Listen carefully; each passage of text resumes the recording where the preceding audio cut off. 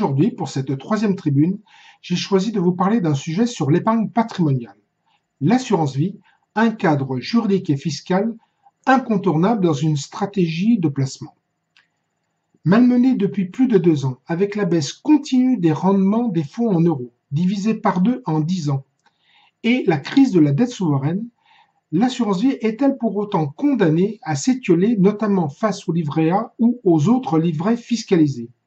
Oui, si l'on en croit certains spécialistes, qui tablent sur une poursuite de la décollecte en raison d'une nouvelle baisse du taux de rendement des fonds en euros, prévu à hauteur de 2,5% pour 2014 contre 2,7% en 2013.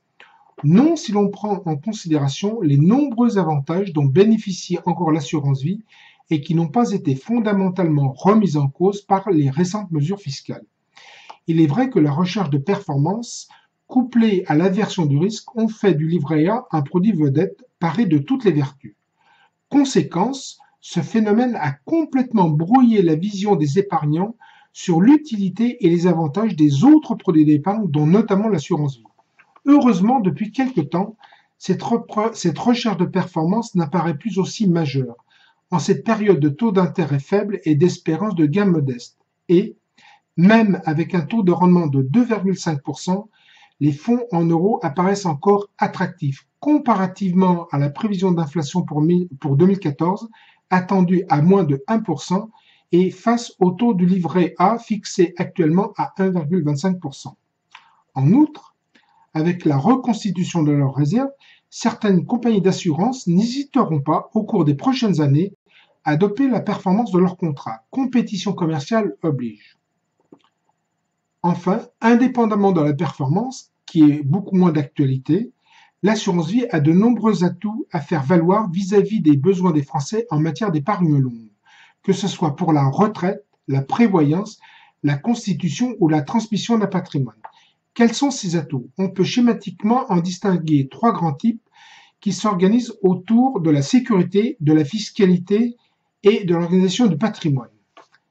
Concernant la sécurité, et même s'il est peu rémunérateur, le fonds en euros permet d'être couvert contre tout risque de perte en capital et de garantir une croissance régulière de son épargne, et ce sans limitation de plafond comme c'est le cas par exemple pour le livret A.